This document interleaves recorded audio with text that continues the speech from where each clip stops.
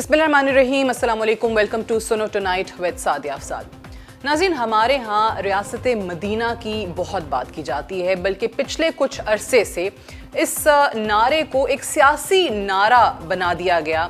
नारा मैंने इसलिए कहा क्योंकि ऑब्वियसली यहाँ पर इस मुल्क के अंदर बहुत सारे ऐसे लोग हैं जो सही मानों में इस बात के लिए कोशिश करते रहे कि वाकई ये जो हमारा मुल्क है इस्लाम, जिसको हमने कलमे की बुनियाद पे हासिल किया है, जिसको हमने ला इलाहा इल्लल्लाह का नारा लगा के हासिल किया है, सिर्फ इसलिए कि जो रियासत मदीना का कॉन्सेप्ट था, इस्लामी कवानीन का नफाज था, इस्लामी निज़ाम हुकूमत लाना था, वही तमाम कवानीन इस मुल्क में भी हम लागू कर सकें। लेकिन वो आहिस्ता आहिस्ता सियासत की नज़र होता चला गया। अभी भी हम देखते हैं कि बहुत सारी चीज़ें जो असल रूह है उन कवानीन की, इस्लामी कवानीन की, इस्लामी अक़दार की, उस पर मबनी नज़र नहीं आती। इसी तरीके से अगर हम देखें कि वो रियासत मदीना जिसकी बुनियाद रसूल पाक सल्लल्लाहु अलैहि वसल्लम ने डाली, और उसके बाद उसी चीज़ को आगे बढ़ाते हुए आपको हमारे खुलफाए राशिदीन भी नज़र आए। मिसाल के तौर पे खलीफा दोम हज़रत उमर की रज़ी ताला अन्हु की बहुत ज़्यादा बात की जाती है। उनका जो निज़ाम अदल था, जो कवानीन थे, जिस तरीके से उन्होंने इस सारे मामले का नफाज किया, उसकी बहुत ज़्यादा बात की जाती है। लेकिन बदकिस्मती हमारी क्या है कि वो आपको अब अपने मुल्क में कम नज़र आते हैं, बल्कि बाहर मगरबी रियासतों में वो कवानीन नाफिज होते नज़र आते हैं। बाहर के ममालिक उन कवानीन को उमर लॉस के नाम से याद करते हैं। आपको स्कैंडिनेवियन कंट्रीज़ में बहुत यूरोपियन ममालिक ऐसे मिलेंगे जहाँ पर उनका नफाज नज़र आता है। हमारे यहाँ वो बुनियादी क्या चीज़ें थी, वो रहनुमा उसूल क्या थे जिसकी बुनियाद पर इस रियासत की बुनियाद डली, उस पर बात नहीं की जाती है। मिसाल के तौर पे जो दीवान का निज़ाम एक इंट्रोड्यूस हुआ हज़रत उमर रज़ी ताला अन्हु के दौर में, उसके हवाले से बहुत लोग उससे नावाकिफ़ हैं।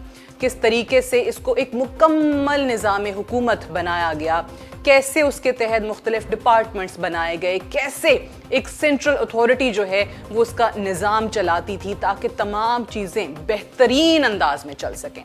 ज़कात का जो निज़ाम हज़रत उमर रज़ी ताला अन्हु के दौर में इंट्रोड्यूस हुआ कि किस तरीके से होगी, या इसके अलावा भी अगर आप देखें कि अमीरों को किस तरीके से पाबंद किया गया कि वो अपनी वेल्थ का एक मखसूस हिस्सा जो है वो गरीब तबके में बांटेंगे ताकि बराबरी आ सके, ताकि वो लोग भी खुशहाली की ज़िंदगी गुजार सकें।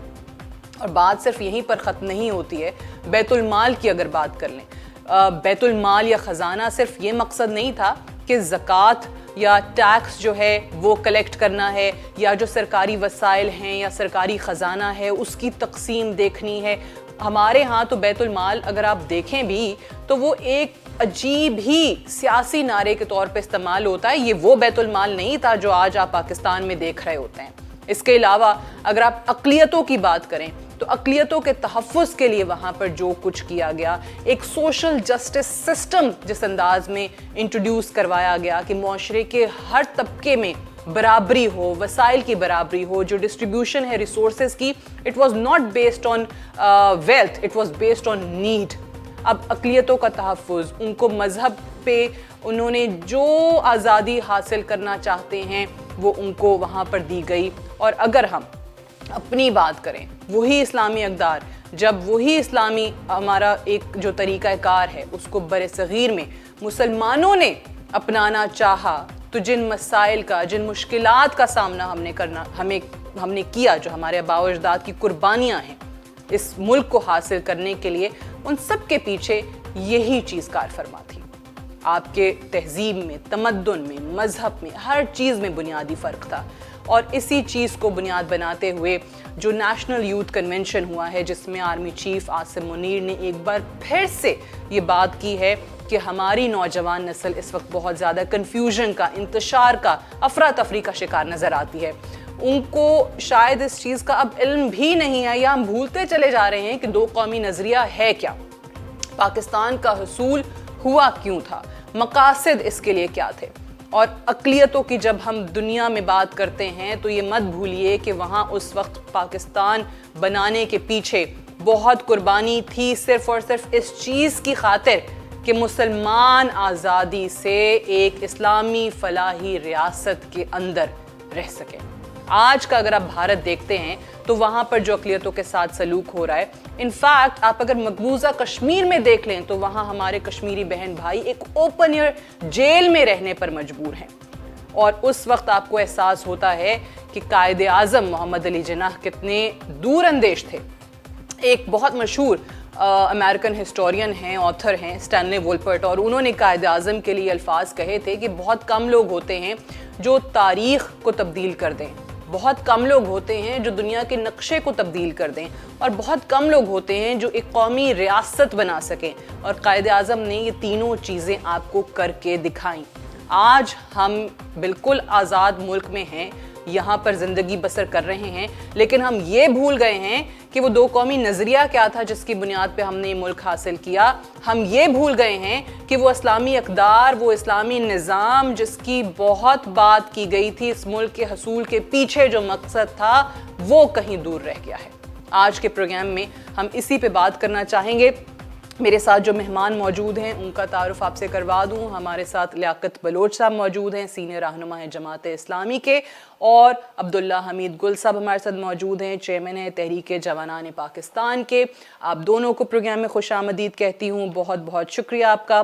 لیاقت بلوچ صاحب، آپ سے میں آغاز کرنا چاہوں گی، پہلے تو ذرا اس پہ روشنی ڈالیے گا کہ جب ہم دیکھتے ہیں ریاست مدینہ کو، کہ وہاں کیسے ریاست مدینہ کی بنیاد پڑی، اور پھر کلمے کے نام پہ ہی ہم نے پاکستان جو ہے وہ حاصل کیا، لیکن آپ کو نہیں لگتا کہ آج ہم وہ مقاصد بھول چکے ہیں کہ پاکستان ہم نے بنایا کیوں تھا؟ ہم جب اسلامی نظام کی اور اللہ کے قوانین کے نفاذ کی بات کرتے ہیں، وہ اصل مقصد جو روح تھا اس ملک کے قیام کی، وہ پیچھے کیوں رہ گیا؟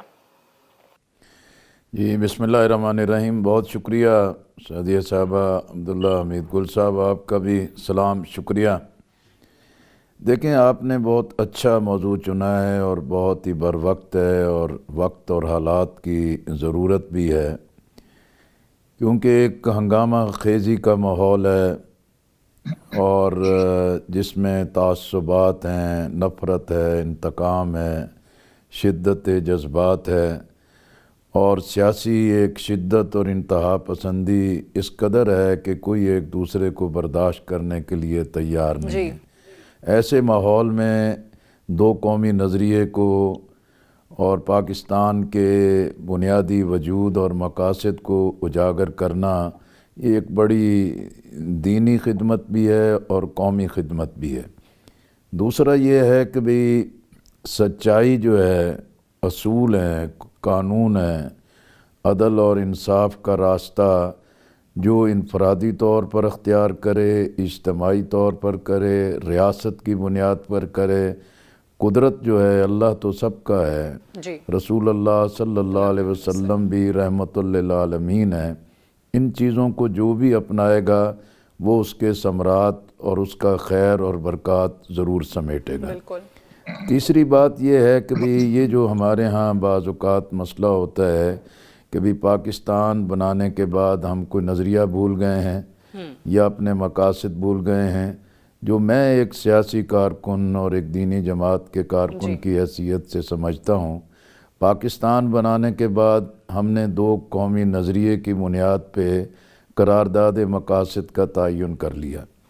پھر جب علماء سے یہ بات پوچھی گئی کہ بھی آپ تو شیعہ، سنی، دیوبندی، بریلوی اہل حدیث ہیں، تو آپ اسلام کا مطالبہ کرتے ہیں، تو کس کا اسلام نافذ کریں؟ اس وقت بھی اکابر علماء نے 22 نکات پر اتفاق کیا۔ پھر جب 1973 میں پاکستان کا دستور بنا تو اس دستور میں بھی ریاست کا مذہب اسلام، قرآن و سنت کی بالادستی کو تسلیم کیا گیا ہے کہ ہم اپنے سماج کو، معاشرے کو اس کے مطابق ترتیب دیں گے۔ اسی طرح قرآن اور سنت تو ہمیں اسی بات کا پیغام دیتا ہے کہ اللہ کی بندگی بجا لائیں، رسول اللہ صلی اللہ علیہ وسلم کی اطاعت اور اتباع کریں اور مخلوق کی خدمت کریں، اور ایسا نظام تشکیل دیں کہ جو اس کے مقاصد کو پورا کر سکے۔ اب صورتحال یہ ہے کہ بھی اگر فوجی آمریت آتی ہے، وہ تو ویسے ہی آئین کو پامال کر دیتی ہے، جی لیکن جو سیاسی جمہوری جماعتیں قوتیں منتخب ہو کر آتی ہیں، سلوگن بیانیے اور ذہنوں کو ایک مسحور کرنا، ایک رخ دینا اور پروپیگنڈے کا ایک انبار کھڑا کر لینا، وہ تو بہت شاندار طریقے سے پیش کیا جاتا ہے، لیکن عملی طور پر ان چیزوں کو اختیار نہیں کرتے، عمل نہیں کرتے، اس طرف پیش رفت نہیں کرتے۔ بنیادی طور پر جو اسلامی نظریہ ہے، دو قومی نظریہ ہے، پہلے مرحلے پر تو اسی کو ہی کنفیوز کیا جاتا ہے، بالکل صحیح۔ قائد اعظم کی تقاریر کو کنفیوز کیا جاتا ہے، علامہ اقبال کی فکر کو کنفیوز کیا جاتا ہے۔ تو میں سمجھتا ہوں کہ اس وقت جو ایک دانش کے محاذ پر بددیانتی اختیار کی جاتی ہے اور قیام پاکستان کے مقاصد، قائد اعظم علامہ اقبال کی فکر سے جو انحراف کیا جاتا ہے، وہی وجہ ہے کہ جس کی بنیاد پر ہم پاکستان کے مقاصد جو قیام کے ہیں اس سے بھی دور ہوتے ہیں، اور اس کے نتیجے میں پاکستان کے عوام مسائل اور مشکلات سے دوچار ہوتے ہیں۔ آپ دیکھیں، اسلامی نظریاتی کونسل ہے، جی اس نے لاتعداد سفارشات دی ہیں کہ اپنے قوانین کو اسلام کے سانچے میں کیسے ڈال سکتے ہیں، لیکن پارلیمنٹ کبھی اس پر بحث کرنے کو تیار نہیں۔ وفاقی شرعی عدالت ہے، وہ فیصلے دیتی ہے، لیکن اس کے فیصلوں پر عمل کرنے کی بجائے یہ سپریم اپیلیٹ بینچ سے یا سپریم کورٹ سے دائر کر کے اس کے لیے اسٹے آرڈر حاصل کر لیتے ہیں۔ مسئلہ یہ نہیں ہے کہ بھی ہمارے ہاں کوئی نظام کا تعین نہیں ہے، مقاصد کا تعین نہیں ہے، اس کا رخ بھی بالکل طے شدہ ہے، لیکن جو صاحبان اقتدار ہیں، جو پالیسی ساز ہیں، جن کے پاس اختیار ہوتا ہے، وہ اس پر عمل نہیں کرتے، جس کا نتیجہ ہے کہ آج ہماری معیشت ایک بڑی تباہی سے دوچار ہے، ہماری اخلاقی بنیادیں، ہمارا سماج کا جو تانا بانا ہے وہ ٹوٹ پھوٹ کا شکار ہے، ٹھیک۔ اور جب ہم اندر سے کمزور ہوئے ہیں تو ہماری سلامتی کے لیے بھی، ہمارے سرحدی محاذوں پر بھی اور دنیا سے ہمارے تعلقات بھی جو ہیں ایک بالکل صحیح۔ بہت ہی ایک زوال اور نچلی سطح پر ٹھیک، پہنچے ہیں۔ آپ نے اچھی بات کی، آپ نے اگین وہی کہا کہ وہ جو مقاصد ہیں ہمارے، ہم ان سے نہیں ہٹے، یا ہمیں پتہ ہے کہ مقاصد کیا ہیں، یا اسلامی اقدار کے فروغ کے لیے اس ملک کا قیام جو ہے وہ عمل میں لایا گیا، قوانین بھی اسلام سے ہم آہنگ ہیں، لیکن بنیادی چیز اگین وہی آ گئی کہ عمل درآمد نہیں ہے۔ اب عبداللہ گل صاحب ایک چیز بتائیے، آپ کی تو جماعت کا نام ہی تحریک جوانان پاکستان ہے، اگر ہم اپنی یوتھ کو دیکھتے ہیں، جس طرح آرمی چیف نے بھی بات کی تھی کہ دین سے دوری اختیار جو ہے وہ کرتے چلے جا رہے ہیں، تہذیب، ثقافت، تمدن جو ہے بھولتے چلے جا رہے ہیں، دو قومی نظریے کے بارے میں اتنی انفارمیشن نہیں ہے ان کو جتنی ہونی چاہیے کہ اس ملک کو حاصل کیوں کیا گیا۔ عبداللہ صاحب یہ جو بات انہوں نے کی ہے، اسی سے میں اس کو لنک کرنا چاہوں گی کہ اگر آپ کہتے ہیں کہ قوانین تو ہیں لیکن عمل درآمد نہیں ہے، آپ کے جوانوں کو اگر وہ اسلامی قوانین، اسلامی اقدار نظر ہی نہیں آ رہی ریاست میں، اور اگر آپ کو آپ کے لیڈر بھی یہ پرچار کرتے نظر آئیں کہ دو قومی نظریہ کچھ ہے ہی نہیں، اور ایسے بہت لوگ ہیں بائی دا وے جو یہ بات کرتے ہیں، تو پھر وہ جوان جو ہے وہ تو دین سے دوری اختیار کرے گا ہی، کیونکہ آپ نے اس کو اصل کانسیپٹ جو ہے دین کا، اسلام کا، وہ سمجھایا ہی نہیں، اس تک پہنچایا ہی نہیں۔ بسم اللہ الرحمن الرحیم۔ سعدیہ صاحبہ، بہت بہت شکریہ آپ کا، اور آپ کو مبارک ہو کہ آپ نے واقعی وہ آواز جو لوگ سننا چاہتے ہیں وہ سنوں کے ذریعے آپ نے عوام تک پہنچا رہی ہیں، اور لیاقت بلوچ صاحب نے تو میرے خیال میں کوزے کے اندر بند کر دیا سب کچھ۔ میں وہاں کیونکہ کل موجود تھا اس تقریر کے اندر، سارا میں وہاں بیٹھا تھا، وٹنس تھا، مجھے ایک ہی خیال آیا کہ کیا وجہ ہے کہ مجھے راز سمجھ آ گیا کہ آرمی چیف کے خلاف ٹرولنگ، ان کے خلاف تمام قسم کے پروپوگنڈے، اور یہ اس کی وجہ کیا ہے؟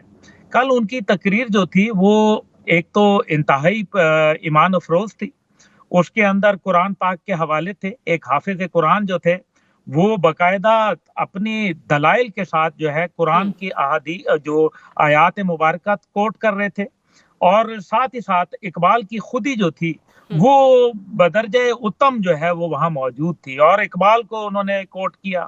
کسی نے سوال پوچھا لڑکے نے کہ جناب آپ یہ جو ریاست کی بات کر رہے ہیں تو آپ جو ہے وہ کیوں نہیں حضرت عمر کا دور جو ہے وہ آپ ویسا نظام کیوں نہیں لاتے؟ تو بڑا خوبصورت جواب دیا انہوں نے کہا کہ پہلے آپ یہ بتائیں کہ آپ کیا اس دور کی قوم ہے؟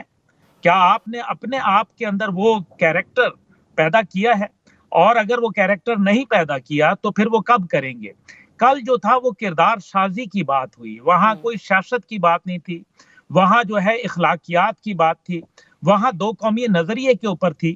دیکھیں دو قومی نظریہ جو ہے وہ تو اس کو ڈینائی کرنا میرے خیال میں آج کل تو ایک امکانہ بات ہوگی، کیونکہ دو قومی نظریہ جو ہے وہ ہمیں یہ نظر آیا کہ جب پوری دنیا کے اندر پھیل گیا، کشمیر کو جب آپ دیکھتے ہیں یا آپ فلسطین کو دیکھتے ہیں تو آپ کو لگتا ہے کہ پوری دنیا جو کہ دہشت گردوں کے ساتھ، ظالموں کے ساتھ کھڑی ہے وہ ایک سائڈ پہ ہے، اور جو لوگ مظلوموں کے ساتھ، انصاف والوں کے ساتھ، حق پرستوں کے ساتھ کھڑے ہیں وہ دوسری طرف ہے۔ تو اس کا مطلب ہے کہ دو قومی نظریہ جو تھا وہ بڑھ کے پوری دنیا کے اندر جو ہے وہ قبول ہو گیا، جبکہ اس کے مقابلے میں جو بھارت کا نظریہ تھا وہ تو کسی دنیا نے قبول نہیں کیا۔ تو ایک تو پہلی بات یہ ہے کہ دو قومی نظریہ جو ہے وہ بہت بڑھ گیا۔ دوسری بات جو لیاقت صاحب نے جیسے بات کہی، دیکھیں گورننس ماڈل جو ہے وہ کیا ہے؟ گورننس ماڈل جو ہے وہ اسٹیٹ آف مدینہ کا ہے، بات کر رہے ہیں۔ اب آرمی چیف نے کل ایک اور بات بڑی اچھی کہی، انہوں نے یہ کہا کہ مدینہ تو شہر ہوتا ہے، اور اس کی مثال انہوں نے دی کہ جی مدینہ الاسلام آباد کہتے ہیں عربی میں، مدینہ الفیصل آباد کہتے ہیں، مدینہ الکراچی کہتے ہیں، تو مدینہ نہیں، ریاست طیبہ، اور طیبہ کا مطلب ہے پاک، اور پاکستان کا مطلب ہے پاک۔ پاکستان بھی جو ہے 27 رمضان المبارک کو بنتا ہے، اور ریاست طیبہ بھی 27 رمضان المبارک کو بنتی ہے۔ کیا حسین اتفاق ہے، یہ کوئی انسیڈنٹس نہیں ہے، یہ ہر چیز جو ہے ایک مقصد کے ساتھ جو ہے وہ بنائی گئی۔ اب جو مسئلہ یہ ہے کہ کل جو تحمل سے تمام سوالوں کے جوابات دیے گئے وزیر اعظم پاکستان نے اور آرمی چیف نے، اور جو سوال جب آرمی چیف نے جب یوتھ سے پوچھنا شروع کیے تو آپ یقین مانے ہال میں سناٹا طاری تھا، کوئی ان کے سوالوں کا جواب نہیں دے سکتا تھا، کیونکہ وہ حقائق پر مبنی تھے، وہ کانسٹیٹیوشن پر مبنی تھے، کیونکہ آپ کا کانسٹیٹیوشن خود آرمی چیف نے کوٹ کیا کہ article 2A of the constitution جو ہے وہ کہتا ہے کہ جو حاکمیت اعلیٰ ہے وہ بلا شرکت غیر اللہ سبحانہ و تعالیٰ کے پاس ہے، اور آرٹیکل 227 کہتا ہے کہ قرآن اور سنت سے متضاد قانون نہیں بنے گا۔ اب ہم ایک نرم انقلاب کی طرف جا سکتے ہیں کہ اگر ہم یہ آرٹیکل جو ہے 227 جب ہم اس کو یہ کہتے ہیں کہ کوئی متضاد نہیں بنے گا، بلکہ ہم اس کو متضاد کو ختم کر کے کہیں کہ تمام قوانین تابع ہوں گے، اس سے آپ کا گورننس ماڈل اچھا ہو جائے گا اور آپ کا جوڈیشل سسٹم جو ہے وہ بہتر ہو جائے گا۔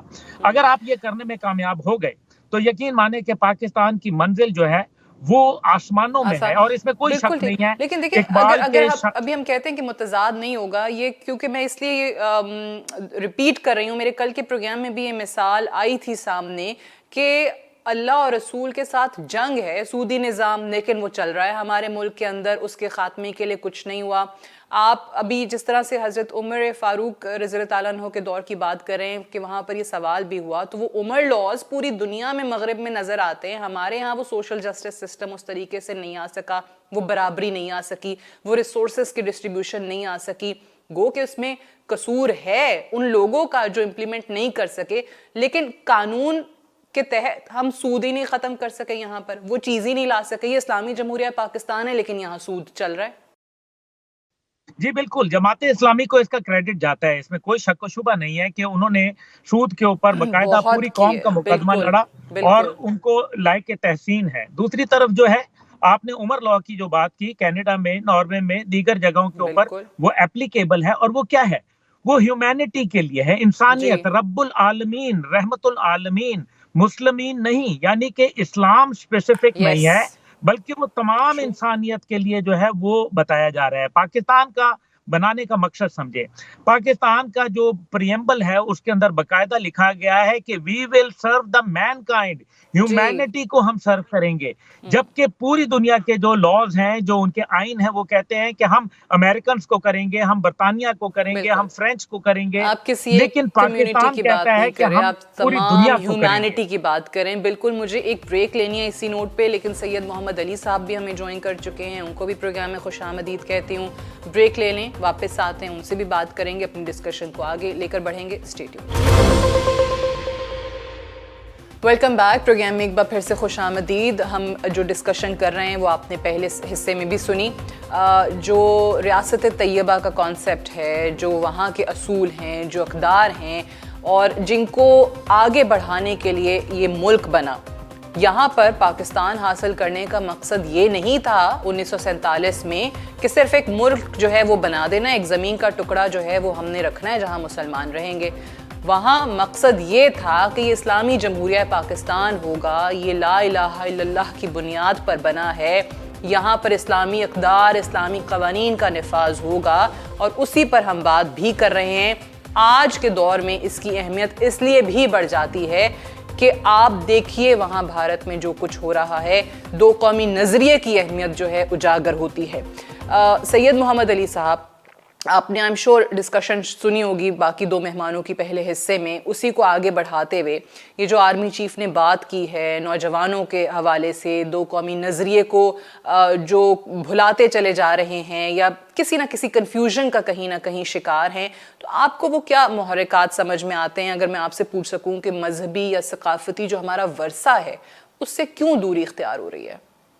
بہت اہم سوال کیا آپ نے, اور میں سب سے پہلے تو آپ جانتی ہیں کہ 2 دن قبل جو رام مندر کا افتتاح کیا گیا ہے, اس سے بات کا آغاز کروں گا کہ میں جب اس سیریمنی کو دیکھ رہا تھا جس کے لیے اربوں ڈالر کا پوری دنیا کے ہندوؤں سے چندہ جمع کیا گیا اور $200 ملین سے زیادہ کی لاگت آئی اس کی تعمیر میں, اور جو بھارتی فضائیہ وہ وہاں پہ پھول نچھاور کر رہی تھی, تمام ہندو جو اس تقریب میں موجود تھے ان کے اوپر, اور ان کا بالی ووڈ اور ان کے کرکٹنگ سٹارز اور ان کے ٹاپ انڈسٹریل ٹائکونز وہاں پہ موجود تھے, اور ان سب کے سامنے جب وزیر اعظم مودی یہ کہہ رہے تھے کہ ہم نے 500 سال کی جو غلامی تھی مسلمانوں کی اس کا آج ہم بدلہ لے رہے ہیں, یہاں پہ بابری مسجد کو ختم کر کے اس کی جگہ پہ یہ بھارت کا سب سے بڑا مندر تعمیر کر کے. تو میں یہ سوچ رہا تھا کہ آج ہم علامہ اقبال اور قائد اعظم کی دور اندیشی کو جتنا بھی خراج عقیدت اور سلام پیش کریں وہ کم ہے, کہ آج وہ مسلمان جن کی نہ جان محفوظ ہے, نہ زبان محفوظ ہے, نہ عزت محفوظ ہے, نہ زمین محفوظ ہے, نہ کیریئر محفوظ ہے, آج ہماری وہی حالت ہوتی جو وہاں پہ مسلمانوں کی ہے, جو مقبوضہ کشمیر میں مسلمانوں کی ہے, اگر قائد اعظم کی دور اندیشی اور علامہ اقبال کی فلسفہ حیات اور فلسفہ اسلام کے روشناس انہوں نے ہمیں نہ کرایا ہوتا, اور ہمیں ہمارے حق بھی نہ یاد کرائے ہوتے اور ہمارا ورثہ بھی یاد نہ کرایا ہوتا, اور اس شناخت کی بیسس پہ ہم میں یہ احساس نہ پیدا کیا ہوتا کہ ہم ڈیزرو کرتے ہیں ایک الگ ایسا ملک, ایسی ریاست جہاں ہم اللہ اور اس کے رسول صلی اللہ علیہ وآلہ وسلم کے دیے ہوئے قانون کے مطابق نہ صرف اپنی زندگیاں ڈھال سکیں بلکہ دنیا کے سامنے ثابت کر سکیں کہ اس نظریے حیات میں آج بھی دنیا کے 21ویں صدی کے مسائل کا حل موجود ہے. پہلی بات تو یہ ہے. اب میں آتا ہوں کوئکلی آرمی چیف کے جو کل کا ان کا خطاب تھا اس کے حوالے سے. میں سمجھتا ہوں جو 4 اہم ترین معاملات ہیں وہ آپ کے سامنے رکھتا ہوں. پہلی بات یہ ہے کہ دیکھیں بھارت نے سب سے 1971 کی جنگ جو تھی وہ صرف پاکستان کی فوج اور مشرقی پاکستان کے جغرافیے کے خلاف نہیں تھی, جس طرح آپ نے کہا, آپ ہی کی بات کو آگے بڑھاتا ہوں, وہ نظریے پاکستان کے خلاف تھی کہ آپ ایتھنک گریونس کے نیریٹو کو اٹھا کے نظریے پاکستان کے خلاف آپ نے استعمال کیا. اور بات کو یاد کرانا چاہتا ہوں اندرا گاندھی کے بہت تاریخی الفاظ 71 کی جنگ کے بعد کہ آج ہم نے نظریے پاکستان کو بحر بنگال میں ڈبو دیا ہے. انہوں نے یہ نہیں کہا کہ ہم نے مشرقی پاکستان کو آزاد کر لیا ہے یا اس کو بنگلہ دیش بنا لیا ہے. تو یہ پہلی بات ہے. دوسری بات یہ ہے کہ آج بھارت نے جو ہمارے اوپر ہائبرڈ وار مسلط کی ہوئی ہے اس کے 3 جو اہم ترین پہلو ہیں ان کی نشاندہی کی ہے یوتھ کے حوالے سے کل آرمی چیف نے. پہلی بات یہ ہے کہ پاکستان کی جو ریڈ لائن ہے نا وہ سب سے بڑی ریڈ لائن ہماری ہوپ ہے, ہمارا اعتماد ہے, ہماری یونٹی ہے. اور آپ کو یاد کرانا چاہتا ہوں کہ قائد اعظم کا بھی جو حلاول دستہ تھا پورے بر صغیر میں وہ اس دور کے آل انڈیا مسلم لیگ کے نوجوان تھے. جنہوں نے گھر گھر جا کے یہ تحریک پھیلائی تھی. تو ہمارے دشمن نے ان کی صلاحیت کو بھانپتے ہوئے انہی کو گمراہ کرنا اپنی حکمت عملی کا سب سے اہم محور قرار دیا ہے. اس لیے آرمی چیف کی بات بہت امپورٹنٹ 3 اعتبار سے اس لیے ہے کہ انہوں نے یوتھ کو انگیج کر کے یہ بتایا کہ جناب آپ کی امید، آپ کا کانفیڈنس اور آپ کی یونٹی جو ہے نا، آپ کا دشمن اس کو ٹارگٹ کر رہا ہے. نمبر 1. نمبر 2، میڈیا کا کردار سب سے امپورٹنٹ ہے، خصوصاً سوشل میڈیا کا، کہ اس کے ذریعے سے ہم نا امیدی پیدا کریں، بے یقینی پیدا کریں، آپس میں نفرت اور غلط فہمی پیدا کریں. ٹھیک ہے، بالکل سوشل میڈیا کے کردار پہ بھی بات ہوئی کہ پروپیگنڈا ہے، بہت منفی ایک پرسیپشن جو ہے وہ وہاں پر بنانے کی کوشش کی جا رہی ہوتی ہے، ایک نیریٹو جو ہے وہ پروموٹ کرنے کی کوشش کی جا رہی ہوتی ہے. لیاقت بلوچ صاحب، اسی بات کو آگے بڑھاتے ہوئے آپ کیا واقعی سمجھتے ہیں کہ جو ہم کہتے ہیں نا کہ 2 قومی نظریہ، ہمارے سیاستدان، ہمارے لیڈران اس پر بات بھی کرتے ہیں، اور شاید ان کو لگتا ہے کہ یہ چیز تو کیونکہ ایک لکھی ہوئی ہے، یہ تو سب کو پتہ ہے، لیکن ایٹ دا سیم ٹائم میں اس لیے ایمفسائز کر رہی ہوں یوتھ پہ کہ ہمارے بہت نوجوان ہیں جو اس 2 قومی نظریے کو کچھ نہیں سمجھتے ہیں. وہ شاید اس وجہ سے بھی کہ جو ان کا انفلوئنس ہے، نہ صرف بھارت کا بلکہ یورپ کا بھی انفلوئنس ہے، تو ان کو کوئی ڈفرینشیٹ نہیں وہ کر پاتے ہیں، وہ نہیں بتا پاتے ہیں کہ کیا تمیز ہے، کیوں یہ چیز جو ہے یہ بنائی گئی، اس نیریٹو کو بلڈ کیا گیا اس وقت، چاہے وہ قائد اعظم کی طرف سے ہے، چاہے علامہ اقبال جنہوں نے خواب دیکھا تو کیوں دیکھا. یہ چیز کہاں پہ لیک کر رہی ہے، کس وجہ سے ہم یہ پروموٹ نہیں کر پا رہے ہیں، یوتھ کو نہیں سمجھا پا رہے ہیں کہ یہ ملک جو ہے یہ بنا کیوں ہے، اور کہیں بھی ان کو یہ اسلامی اقدار یا اسلامی قوانین کے حوالے سے نہیں سمجھا پاتے. جی بہت شکریہ. دیکھیں، چیف آف آرمی اسٹاف نے یوتھ سے خطاب میں ریاست مدینہ کے حوالے سے ریاست طیبہ کی ایک بہت اچھی اصطلاح دی ہے. جی. اور اس سے پہلے چیف جسٹس آف پاکستان نے سپریم کورٹ میں ایک ہیئرنگ کے دوران صادق اور امین کے حوالے سے بھی نبی اکرم صلی اللہ علیہ وسلم کے حوالے سے یہ بات کی کہ صادق اور امین تو صرف وہی ہو سکتے ہیں. حالانکہ یہ 2 بہت اچھی چیزیں ہیں کہ جو پوری قوم کے سامنے اور نوجوانوں کے سامنے آئی ہیں. پھر یہ پہلو جو ہندوستان میں رام مندر کی جو تعمیر ہے، بابری مسجد کی مسماری ہے، اور جس طریقے سے بی جے پی نے اس کو اپنا ایک انتخابی سلوگن بھی بنایا ہے، پھر ہندوتوا اور ہندو بالادستی کا اور سیکولرزم سے ہٹ کے محض ایک انتہا پسندی کا راستہ اختیار کیا ہے، تو یہ پھر اجاگر کر رہا ہے کہ بھی یہ جو مودی نے 500 سال کی غلامی کی زنجیر توڑنے کی بات کی ہے، تو یہ بھی اسلام کی جو حقانیت ہے اس سے ایک چڑ کی بنیاد پر ایک آواز بلند کی ہے. جیسے پہلے محمد علی صاحب نے کہا کہ اندرا گاندھی نے بھی بالکل مشرقی پاکستان کے سقوط کے بعد کہا کہ ہم نے 2 قومی نظریہ اٹھا کے بحیرہ عرب کے اندر پھینک دیا ہے. اسی طرح میں سمجھتا ہوں کہ جو نوجوان ہیں وہ پاکستان کا مستقبل ہیں، کسی بھی قوم کا مستقبل ہوتے ہیں، اور مجھے یقین ہے کہ پاکستان کے نوجوانوں کو اسلام سے محبت ہے، پاکستان سے محبت ہے. وہ باوقار زندگی چاہتے ہیں، باعزت زندگی چاہتے ہیں، باعزت روزگار چاہتے ہیں، اپنے مستقبل کا تحفظ چاہتے ہیں. لیکن آج جو نوجوانوں کے اندر انتشار ہے، پھر سیاسی جماعتیں ہیں، سیاسی قیادتیں ہیں، وہ سلوگن دیتی ہیں، بیانیے دیتے ہیں، بڑے بلند بانگ دعوے کرتے ہیں، بڑے بڑے انقلاب اور ٹائیگر بنانے اور نہ جانے کیا کیا چیزیں کرتے ہیں. جب اس کے نتیجے میں لوگوں کو کچھ نہیں ملتا بلکہ اپنے اخلاق، تہذیب اور قدریں برباد ہوتی نظر آتی ہیں، تو وہی انتشار پیدا کرتا ہے. 2 قومی نظریہ کیا ہے کہ صاحبان اقتدار کو اقتدار ملے تو وہ نماز کا نظام قائم کریں، زکوٰۃ کا نظام قائم کریں، اور اسی طرح نیکیوں کو پھیلائیں اور منکرات کو روکیں. لیکن جب یہ کام نہیں کرتے تو لا محالہ وہ پھر معاشرے اور سماج اور بالخصوص نوجوانوں کے اندر ایک انتشار پیدا ہوتا ہے. تو میں سمجھتا ہوں کہ اس وقت ضرورت اس چیز کی ہے کہ نوجوانوں کے لیے بھی یہ موقع ہے اور سیاسی قیادت کے لیے بھی موقع ہے کہ ماضی کی غلطیوں سے سبق سیکھیں.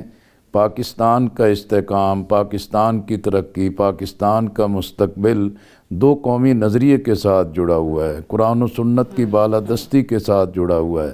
ہم نے انگریز کی پیروی کر کے دیکھ لی، اغیار کے نظام کے تجربات کر کے دیکھ لیے، اپنی تعلیم کو بے مقصد، بے رنگ اور بے روح بنا کے دیکھ لیا.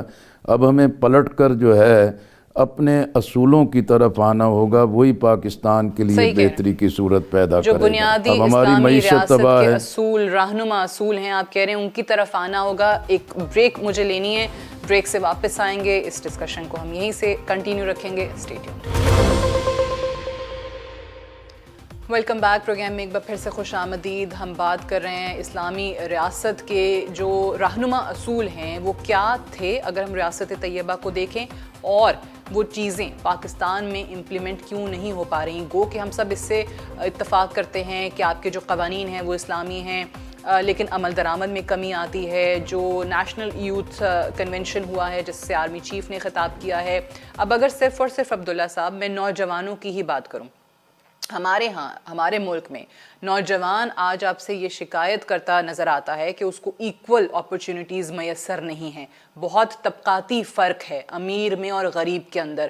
اگر آپ جو بار بار جو ہم اسلامی ریاست کا کانسیپٹ ہے اس کی بات کر رہے ہیں کہ آپ کو سوشل جسٹس سسٹم نظر آتا تھا، برابری نظر آتی تھی، اور یہ وہی برابری کا کانسیپٹ ہے جس کا ایک رہنما اصول سرکار دو عالم صلی اللہ علیہ وآلہ وسلم نے خطبۃ الحجۃ الوداع میں دے دیا. وہ آپ کے سامنے آ گیا اس خطبے میں کہ کسی کالے کو گورے پر، گورے کو کالے پر، عربی کو اجمی پر، اجمی کو عربی پر کوئی سبقت یا فضیلت حاصل نہیں ہے، صرف تقویٰ کی بنیاد پہ ہے اگر ہے تو. آج آپ دل پہ ہاتھ رکھ کے بتائیے، کیا وہ برابری ہے؟ کیا معاشرے میں تمام لوگ برابر ہیں؟ انصاف ہے؟ عدل ہے؟ دیکھیں سعدیہ صاحبہ، سیدھی سی بات ہے، 140ویں نمبر کے اوپر آپ کی عدلیہ ریٹ کرتی ہے اور اینگلو سیکشن لا آپ پریکٹس کرتے ہیں جو کہ بالکل منافی ہے. کل بڑی خوبصورت بات انہوں نے یہ بھی کہی، آرمی چیف صاحب نے، انہوں نے کہا کہ جو لوگ اپنے کوئی اگر کسی کی ماں بیمار ہو جائے، بوڑھی ہو جائے، تکلیف میں ہو یا وہ غریب ہو، تو کیا آپ اس کو چھوڑ کے چلے جاتے ہیں؟ تو کیا ملک جو ہے وہ ایک ماں کی حیثیت نہیں رکھتا؟ کیا آپ کو مغرب جو ہے وہ سدھار جانا چاہیے یا اپنے ملک میں رہ کے اپنی ماں کا دفاع کرنا چاہیے؟ یقین مانیے کہ یہ وہ باتیں تھیں جو کہ کسی سیاستدان کو کرنی چاہیے. لیکن دوسری طرف جو ہے کسی نے یہ بھی سوال پوچھا کہ جی سی ایم ایچ جو ہے وہ بڑا اچھا ہسپتال ہے تو باقی ہسپتال جو ہے وہ ایسے کیوں نہیں ہے؟ تو انہوں نے کہا کہ سی ایم ایچ کے اوپر کوئی گرانٹ نہیں ملتی، ہم اپنے وسائل سے اس کو جو ہے وہ چلاتے ہیں، اس کو اچھا ایڈمنسٹر کرتے ہیں. سول حکومت کا کسی نے ہاتھ نہیں پکڑا ہوا کہ وہ سی ایم ایچ جیسی سہولیات جو ہے وہ لوگوں کے لیے فراہم نہ کرے. کیا وجہ ہے کہ آج تک پاکستان کے اندر ایک ایسا ہسپتال نہیں بنا سکی کوئی بھی حکومت جس کے اندر کوئی اشرافیہ کا بھی علاج ہو سکے؟ ان کو لندن اور امریکہ جانا پڑتا ہے علاج کے واسطے. تو یہ وہ باتیں ہیں. دوسری طرف جو ہے وہ اگر ایکول اپرچونٹیز کی بات کر لیں، کیا آرمی کا کام ہے یہ ایکول اپرچونٹیز دینا؟ سول حکومت نے کیا کیا ہے؟ بات یہ ہے کہ یہ چند سنہری اصول جو ہے یہ سیٹ کرنا کس کی پرائرٹیز ہونی چاہیے. کیا پاکستان کے آئین کے مطابق ہر خاص و عام کو جو ہے ایکول اپرچونٹیز کے ساتھ ایجوکیشن جو ہے اور ہیلتھ جو ہے وہ نہیں حاصل ہونی چاہیے؟ کرنا پڑے. کیا بالکل تو پھر کون آئین کی وائلیشن کون کر رہا ہے؟ اس کا مطلب ہے کہ جو حکمران ہیں یہ ان کی ذمہ داری ہے، بالکل ان کو جواب دے. وہ ہیں، وہ آنسریبل ہیں. اگر آپ صرف اور صرف اسلامی ریاست کو ہی دیکھیں تو حکمران جواب دہ ہے. قطع کلامی کی معذرت، وقت کم ہے. میں آخری کامنٹ اگر علی صاحب آپ اسی حوالے سے دینا چاہیں پلیز. میں بس مختصراً 1 منٹ کے اندر یہ بات کروں گا کہ دیکھیں جو دشمن کی ہائبرڈ وار ہے اس کے 3 ایسپیکٹس ہیں. میں کوئکلی بتا دیتا ہوں. اس کو انہوں نے ٹارگٹ اس کو بتایا کہ اس سے کیسے نپٹا جائے. پہلی بات یہ کہ جو نا امیدی اور ڈس یونٹی اور آپس میں نفرت پھیلانے کی کوشش ہے اس کو آپ بھانپیں. دوسرا اپنے نوجوانوں کو گمراہ کرنے کی کوشش. تیسرا سوشل میڈیا کا غیر ذمہ دارانہ استعمال. اور چوتھا سوشل کانٹریکٹ کو ویک کرنا، ریاستی اداروں کے خلاف نفرت ابھارنا. اور 5واں ایسپیکٹ یہ ہے کہ جب اس کے تحت پوری فضا ہموار ہو جائے تو پھر دہشت گردی کو استعمال کرنا اور اس کے لیے بھی فضا بھی ہموار کرنا. تو اس پوری اسٹریٹجی کو بھانپ کے ہمارے نوجوان کو سمجھنا ہے اور جس طرح عبداللہ صاحب نے بھی کہا کہ ہم نے کنسٹرکٹیو اور پروڈکٹیو اور یونائٹڈ انداز میں اپنی ذمہ داریاں پوری کرنی ہے. میڈیا، ایجوکیشن سسٹم اور سیاسی جماعتوں نے تینوں نے مل کے اپنے تمام مسائل کو حل کرنا ہے. نہ ہم نے باہر دیکھنا ہے نہ کہیں اور دیکھنا ہے. اپنے اسلاف سے انسپریشن لے کے اپنے مسائل کو حل کرنا ہے. یعنی ہمیں یہ چیز سامنے رکھنی چاہیے کہ جو دو قومی نظریہ ہے، جو آپ کے اسلامی اقدار ہیں اور اسلامی قوانین کا جو نفاذ ہے، وہی آپ کے ہر مسئلے کے اس وقت سولوشن ہے. اگر آپ نے حل کی طرف جانا ہے تو آپ کو اسلامی نظام کو فروغ دینا پڑے گا، ان قوانین کو اپنے ملک میں نافذ کرنا پڑے گا. بہت بہت شکریہ لیاقت بلوچ صاحب، عبداللہ گل صاحب، سید محمد علی صاحب پروگرام میں وقت دینے کے لیے. مجھے اجازت دیجیے. خدا حافظ.